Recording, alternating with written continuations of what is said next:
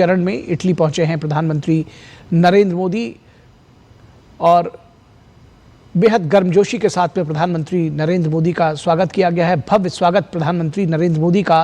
कहने की नहीं, हमारे कई चीजें ऐसी है कि हम नहीं शेयर कर सकते, लेकिन मुझे लगता है ये है कि अब इन सब चीजों में बहुत बदलाव आएगा।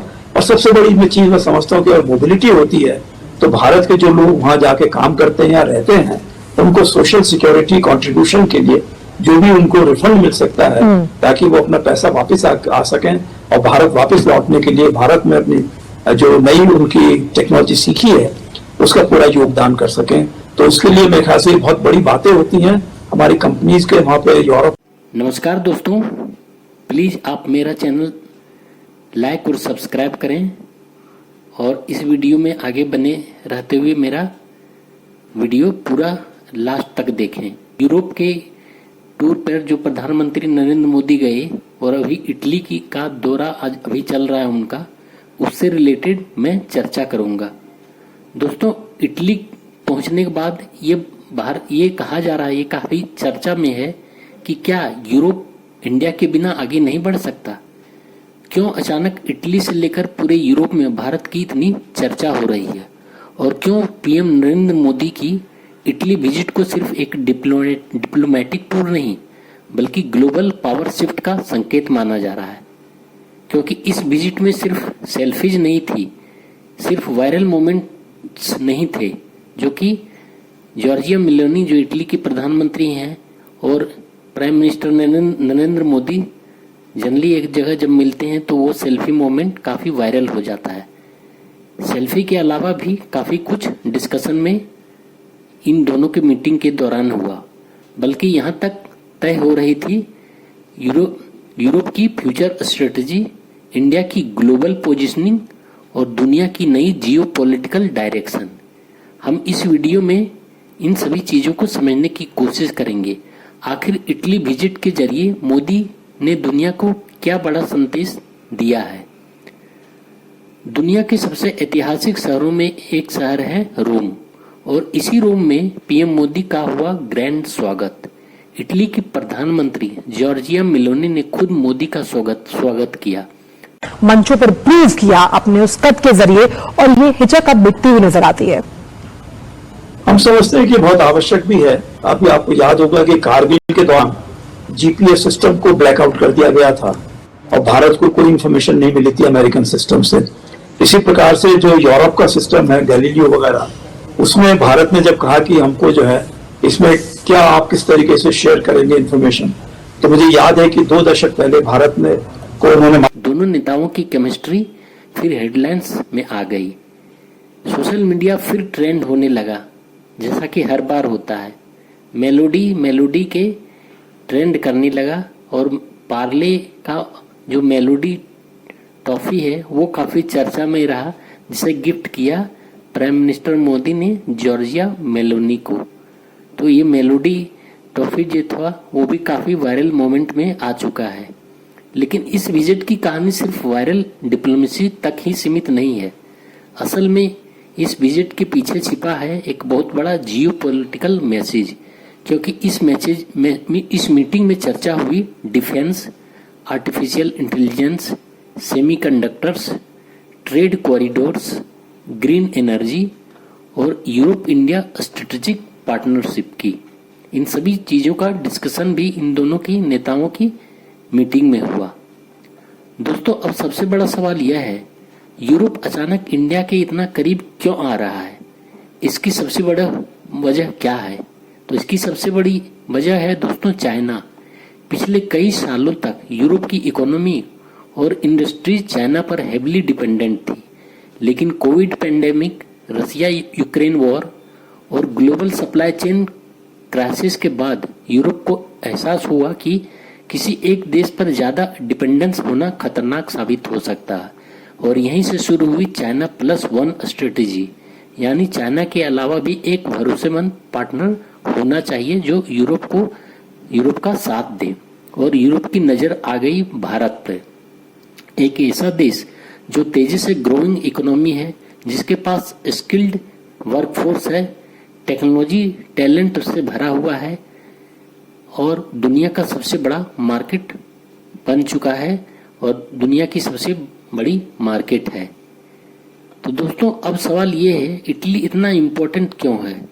दरअसल इटली सिर्फ टूरिज्म वाला देश नहीं है, इटली यूरोप का उसका पूरा योगदान कर सकें, तो उसके लिए मेरे ख्याल से बहुत बड़ी बातें होती हैं हमारी कंपनीज के वहां पे यूरोप वगैरह में करने के लिए।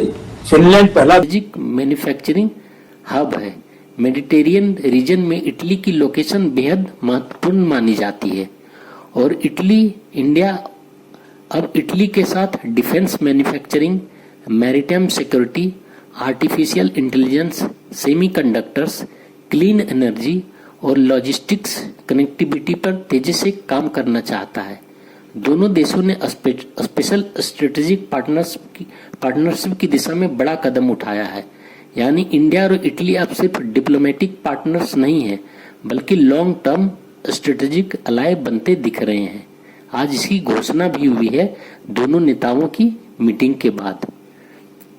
इस पूरे विजिट का सबसे बड़ा स्ट्रेटेजिक पॉइंट था iMac, India middle east economic corridor, जो कि India middle east Europe economic corridor के नाम से जाना जाता है।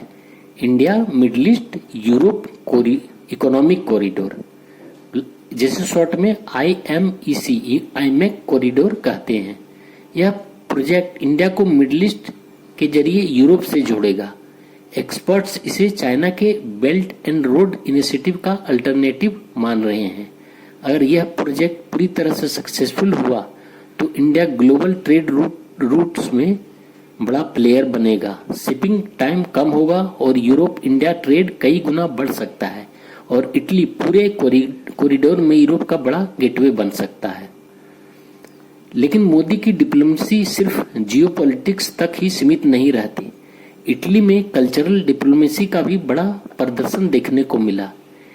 इंडियन डायस्पोरा का ग्रैंड स्वागत, इटालियन आर्टिस्ट द्वारा भरतनाट्यम और कथक परफॉर्मेंस और पीएम मोदी का रोम और काशी कनेक्शन वाला बयान, इन सब ने इस विजिट को इमोशनल डायमेंशन भी दिया है।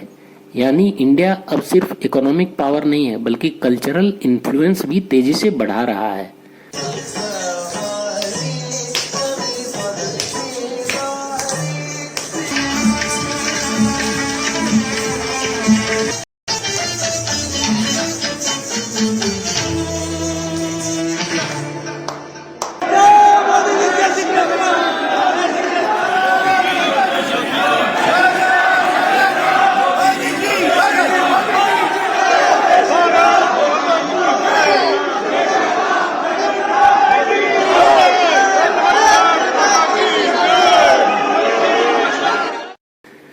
सबसे बड़ा सवाल यह है, इस विजिट का ग्लोबल मैसेज क्या है? दोस्तों, मैसेज साफ है। इंडिया अब सिर्फ साउथ एशिया की रीजनल पावर बनकर नहीं रहना चाहता। इंडिया अब विश्व स्टेज पर अपना धाक जमाना चाहता है, विश्व स्टेज पर अपनी पोजीशन बनाना चाहता है। आज अमेरिका इंडिया के करीब आना चाहता है। यूरोप इंडिया के साथ पार्टनरशिप बनाना चाहता है, बढ़ाना चाहता है। मिडिल ईस्ट इंडिया को स्ट्रेटेजिक कनेक्टर मान रहा है और दुनिया इंडिया को फ्यूचर ग्रोथ इंजन के रूप में देख रहा है। इसलिए आज इंडिया की इतनी पूछ हो रही है और इंडिया में वो स्टेबल गवर्नमेंट, इंडिया में नरेंद्र मोदी जैसा पॉपुलर लीडर है जो कि स्टेबल गवर्नमेंट पिछले 12 सालों से चला रहे हैं और उनकी नीतियां विश्व भर में लोगों को प्रभावित कर रही है। पीएम मोदी की इटली विजिट ने यह संकेत दिया है 21वीं सेंचुरी की ग्लोबल पॉलिटिक्स में इंडिया अब साइडलाइंस में नहीं है, बल्कि सेंटर स्टेज में है। तो क्या यूरोप सच में इंडिया को प्रायोरिटी दे रहा है? क्या इंडिया आने वाले समय में ग्लोबल पावर बैलेंस बदल सकता है? अपनी राय कमेंट में जरूर बताएं दोस्तों। आप क्या समझते हैं? आप समझते हैं कि भारत की पोजीशन विश्व में बदली है और आज के समय में वर्ल्ड ऑर्डर में भारत की एक अलग ही पहचान हो रही है और वर्ल्ड ऑर्डर आज के समय में न्यू वर्ल्ड ऑर्डर की तरफ जा रहा है, जिसमें भारत का भी एक रोल, बहुत अहम रोल होगा।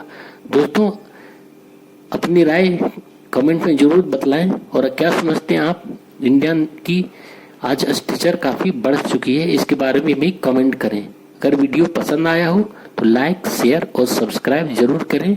जय हिंद, भारत माता की जय। Thank you so much.